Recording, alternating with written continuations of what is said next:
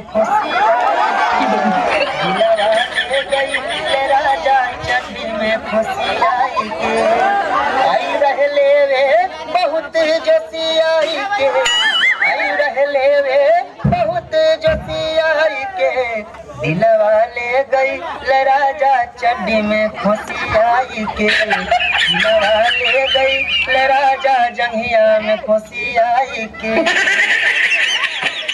सुनता नहीं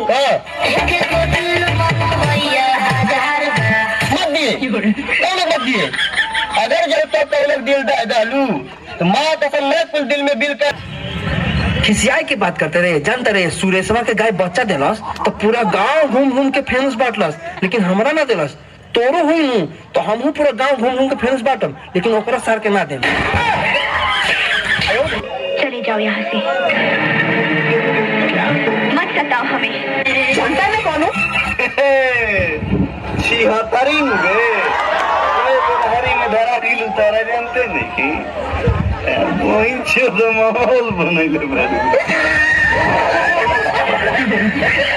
तेरे ऊपर कुत्ते की बात मरेगा।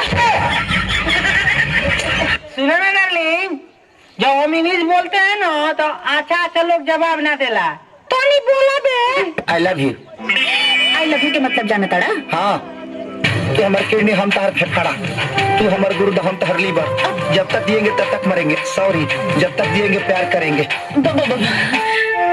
पीछे का छुपा बड़ा गुलाब के फूल है हो जगर रात में बदला ई का सुहाग रात में देवा ले ला दे दो।